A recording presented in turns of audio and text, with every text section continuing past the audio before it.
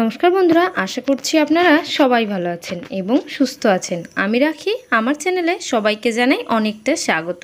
তো বন্ধুরা, প্রতিদিনের মতো আজও চলে এসেছি এমন কিছু গুরুত্বপূর্ণ টিপস নিয়ে যেটা আপনাদের অনেকটাই কিন্তু কাজে আসতে চলেছে। তো আমি চলে এসেছি আমার প্রথম টিপসে এখানে আছে একটা মার্গো সাবান। তো এই ধরনের সাবানের কিন্তু খুব একটা দাম না, এই জন্য আমরা ছোট দেখে একটা সাবান নিয়ে নিয়েছি। এবার সাবানটাকে কিন্তু টুকরো করে নেব। তো আমরা প্যাকেট থেকে খুলে নিলাম। খুলে নেওয়ার পর একটা বাটি নিয়ে নিয়েছি। বাটির মধ্যে এটাকে জলে যদি ভিজতে দেন তাহলেও হবে, কিন্তু যেহেতু সময় নেই তার জন্য আমরা সাবানগুলোকে টুকরো টুকরো করে কেটে নিচ্ছি। বন্ধুরা, আমরা যদি সাবানগুলো টুকরো করে কেটে নিতে পারি তাহলে আমাদের কাজটা অনেকটাই তাড়াতাড়ি হবে। তো আমি এখানে একটা চাকুর সাহায্যে কিন্তু একেবারে ছোট ছোট পিস করে কেটে নিচ্ছি। তো আপনারা যদি চান তাহলে গ্রেটার দিয়ে গ্রেটও করে নিতে পারেন। মেন কথা হলো সাবানটা তাড়াতাড়ি যাতে জলের মধ্যে গলে এরকম অবস্থা করে নিতে হবে। তো আমি এখানে চাকু দিয়ে ছোট ছোট পিস করে কেটে নিচ্ছি। কেটে নেওয়ার পর এটাকে কিন্তু আমরা অন্য কোনো পাত্রে দিয়ে দেব। এইবার স্টিলের একটা পাত্রে দিয়ে আমরা কিন্তু এটাকে গরমে বসিয়ে দেব। এটাকে আমাদের কিন্তু কি করতে হবে, গরম জলের মধ্যে দিয়ে এই সাবানটা যাতে তাড়াতাড়ি গলে যায়।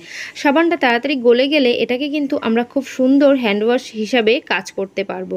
যেহেতু সাবানের খুব একটা দাম না আর হ্যান্ডওয়াশের অনেকটাই দাম, তার জন্য আমরা অল্প টাকা দিয়ে সাবান কিনে আমরা যদি সেটাকে একটু কারুকার্য করে হ্যান্ডওয়াশ তৈরি করে নিতে পারি তাহলে কিন্তু বন্ধুরা অনেকটাই আমাদের কাজে আসবে, অনেকটা টাকা পয়সাও সাশ্রয় হবে। এইভাবে জলের মধ্যে যদি 1 থেকে 2 ঘন্টা ভিজিয়ে রাখতে পারেন তাহলে এই সাবানটাকে কিন্তু গরম করার কোনো প্রয়োজন নেই। যেহেতু আমার হাতে এখন সময় নেই তার জন্য আমি একটা সসপ্যানের মধ্যে এটা দিয়ে দিচ্ছি। দিয়ে আমি কিন্তু এটাকে জলে ফুটিয়ে নেব। এবার এই যে জলটা গরম করব, গরম করে যতটা জল দিয়েছি এর হাফ পরিমাণ জল যখনই হবে তখনই কিন্তু এটাকে বন্ধ করে দিতে হবে। তাহলেই কিন্তু সাবানটা অনেকটা গাঢ় হবে, এর মধ্যে যে লিকুইডটা হচ্ছে সেই লিকুইডটা অনেকটা গাঢ় হবে আর হ্যান্ডওয়াশে তৈরি হবে কিন্তু। বন্ধুরা, এবার আমরা এই যে হ্যান্ডওয়াশটা তৈরি করছি এটাকে আমরা কিন্তু এখন বন্ধ করে দেবো। ঠান্ডা হওয়ার জন্য কিছুক্ষণের জন্য এটাকে ছেড়ে দেব। তো বন্ধুরা, আমি কিন্তু কিছু সময় পর ফিরে এসেছি। আমার এই জলটা ঠান্ডা হয়ে গেছে। এর মধ্যে দিয়ে দেবো ডেটল। ডেটল কিন্তু জীবাণুনাশক, আর আমরা যদি হ্যান্ডওয়াশ হিসেবে এটা কাজ করি, এবার এর মধ্যে ডেটল দেওয়া থাকলে আমাদের কিন্তু হাতের কখনোই কোনো জীবাণু আর থাকবে না। তো এখন আমি এই ডেটলটা মিশিয়ে দিলাম। মিশিয়ে একটা হ্যান্ডওয়াশের যে কোনো একটা কৌটা আমাদের নিয়ে নিতে হবে।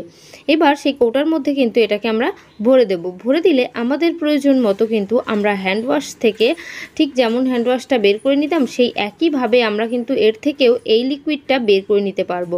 এবার বের করে আমাদের হাতে সাবান দিয়ে আমরা হ্যান্ডওয়াশটা করে নিতে পারবো।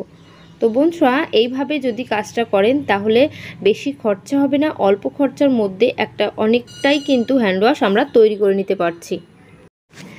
এবার এই হ্যান্ডওয়াশটাকে আমি হাতে নিয়ে একটু দেখিয়ে দিচ্ছি কতটা হাতে গ্যাজা হচ্ছে। তো দেখতেই পাচ্ছেন, যেহেতু এটা সাবানের জল আর এর মধ্যে ডেটল আছে, জীবাণু কিন্তু হাতে থাকবেই না। আর এই সাবানটার জন্য কিন্তু হাতটা পুরো ফেনা ফেনা হয়ে যাবে। যেহেতু আমি প্রথমে একটু অল্প নিয়েছি তাই একটু ফেনাটা কম হয়েছে। এবার একটু বেশি করে নিলে হাতের মধ্যে কিন্তু পুরোটাই ফেনা হয়ে গেছে। তো বন্ধুরা, আশা করছি আপনাদের এই টিপসটা অনেকটা কাজে আসবে, অনেকটা ভালো লেগেছে। যদি খুব ভালো লাগে অবশ্যই কিন্তু আমাকে একটু কমেন্ট করে জানিয়ে দিতে ভুলবেন না যে ভিডিওগুলো আমার কেমন লাগছে আপনাদের। তো চলে এসেছি পরবর্তী টিপসে। বন্ধুরা, এখানে আছে দুধ। বন্ধুরা, গরমের দিনে দুধ খুব তাড়াতাড়ি কিন্তু খারাপ হয়ে যায়। যদি আমরা এই দুধটাকে জ্বালিয়ে রাখি তবেও কিন্তু খারাপ হয়ে যায়। দুধ নষ্ট হলে টাকা তো নষ্ট হবেই, সঙ্গে আমাদের অনেকটা কিন্তু সময় নষ্ট হচ্ছে। তার কারণ কি, আবারও দেখো, আমরা যখন আবারও দুধ আনবো তখন সেই দুধ আনতে গেলে অনেকটা সময় তো আমাদের নষ্ট হবেই, আবার টাকাটাও খরচা হবে। যদি দুধ জ্বালানোর পর এই যে গরম হচ্ছে দুধটা, সেই গরম গরম যে দুধটাকে আমরা যখন বন্ধ করে দিই, মানে দুধটা আমাদের ফোটানো হয়ে গেছে, ফোটানোর পর দুধটাকে আমরা বন্ধ করে দিচ্ছি। বন্ধ করার সঙ্গে সঙ্গে আমরা কিন্তু যে কোনো একটা থালা হোক আর এই ধরনের ঢাকনা দিয়ে আমরা দুধটাকে বন্ধ করে দিই। এর কারণেই কিন্তু দুধটা নষ্ট হয়। তার কারণ কি, এই দুধের মধ্যে যে বাষ্পটা আছে সেটা বাইরে বেরোতে পারে না, এই দুধের মধ্যেই থেকে যায়, তাই দুধটা খুব তাড়াতাড়ি কিন্তু নষ্ট হয়ে যায়। তো এখানে আমরা কি করতে পারি, আমরা এরকম ধরনের ঢাকনা দিয়ে আমরা দুধের পাত্রটা না ঢেকে যদি কোনো ছিদ্রযুক্ত যে গামলাগুলো হয় অথবা ছিদ্রযুক্ত যে থালাগুলো হয় সেই থালাগুলো দিয়ে দুধটা আমরা ঢেকে দিতে পারি বন্ধুরা, তাহলে কিন্তু দুধের যে বাষ্পগুলো আছে গরম দুধের সেই বাষ্প বেরিয়ে যাবে, আর এই থালাটা থাকার কারণে এর মধ্যে কোনো পোকামাকড় জীবাণু কিছুই পড়বে না। তো বন্ধুরা, আশা করছি আমার দুধের এই টিপসটা অনেকটা কাজে আসবে, অনেকটা ভালো লেগেছে। যদি খুব ভালো লাগে অবশ্যই কিন্তু একটু কমেন্ট করে জানিয়ে দিও। তো আমি চলে এসেছি আমার পরবর্তী টিপসে। বন্ধুরা, আমাদের ঘরে আমরা কিন্তু সবাই চশমা ব্যবহার করি, সে সানগ্লাস হোক আর পাওয়ার দেওয়া চশমাই হোক না কেন। চশমা যখনই ভেঙে যায় দেখবেন চশমার এই যে বক্সগুলোকে আমরা কোনো কাজে লাগাই না, ফেলে দিই। কিন্তু এই যে বক্সগুলো দিয়ে আমরা কিভাবে কাজ করতে পারি, মানে রিইউজ কিভাবে করতে পারি, তারই ছোট্ট কিছু টিপস আপনাদের সঙ্গে শেয়ার করব। এই কৌটাগুলোকে ফেলে দেব না, কখনো ফেলে না দিয়ে আমরা কিন্তু গুছিয়ে রাখবো। তো আমি প্রত্যেকটা এই যে বক্স কিভাবে কাজে লাগাবো সবটাই কিন্তু শেয়ার করব। তার আগে এর মধ্যে যে ফোমটা আছে সেই ফোমের মধ্যে কিন্তু ছিদ্রও করে নিতে পারেন, আর এমনিতেই এই কৌটাটাও ব্যবহার করতে পারেন। যার যেটা সুবিধা হয় সেইভাবে কাজটা করবেন। দেখবেন বাড়িতে অনেক জুয়েলারি আছে, যেমন আমাদের চেন আছে, মঙ্গলসূত্র আছে, কানের দুল আছে। আমরা যখন বাইরে ঘুরতে যাই তখন সেই সমস্ত জুয়েলারিগুলো যখন নিয়ে যাই ব্যাগের মধ্যে কোথাও না কোথাও রেখে দিই। এবার রেখে দিলে আমরা যখন সে ঘুরতে চলে যাই সেখানে গিয়ে সেই জুয়েলারিগুলো আমরা খুঁজতে যাই ব্যাগের মধ্যে, তো ব্যাগের মধ্যে চারিদিকে কিন্তু সেগুলো ছড়িয়ে থাকে আর খুঁজে পাই না, তখন কিন্তু অনেকটাই সমস্যা সৃষ্টি হয়। তাই আমরা যদি এরকম চশমার যে বক্সগুলো বাদ পড়ে গেছে তার মধ্যে সেই জুয়েলারিগুলো আমরা একটু গুছিয়ে রাখতে পারি, তাহলে কিন্তু বন্ধুরা আমাদের প্রয়োজন মতো আর আমাদের যখন প্রয়োজন হচ্ছে সেই সময়ই আমরা সেই জুয়েলারিগুলো খুঁজে পাচ্ছি। এর জন্য আমাদের কোনো সময় নষ্ট করে কিন্তু খোঁজাখুঁজিও করতে হবে না। তো এইভাবে যদি জুয়েলারিগুলো রাখতে পারেন, একটা কৌটার মধ্যে কিন্তু অনেকটা জুয়েলারি রাখতে পারবেন। এর মধ্যে কিন্তু এখন অনেকটাই জায়গা আছে। শুধু যে ঘুরতে যাওয়ার জন্যই এরকম বক্সের মধ্যে জুয়েলারি রাখবেন তেমনটি নয়, বাড়িতেও এরকম জুয়েলারিগুলো যদি এই বক্সের মধ্যে রেখে দেন তাহলে প্রয়োজন মতন কিন্তু খুব সহজে হাতের নাগালে পেয়ে যাবেন। তো বন্ধুরা, আশা করছি এই টিপসটা অনেকটা কাজে আসবে। তো আরও একটা টিপস শেয়ার করছি। বন্ধুরা, দেখবেন বাড়িতে অনেক সময় কি হয়, এই যে আমাদের বক্সগুলো আছে সেই বক্সগুলো যদি অনেকগুলো থাকে তখন কিন্তু আমরা অনেক কাজে লাগাতে পারি। যেমন আমরা ঘুরতে যাই যখন, তখন জুয়েলারি যেমন লাগে তেমনি আমাদের কিন্তু মেকআপের জিনিসেরও প্রয়োজন হয়।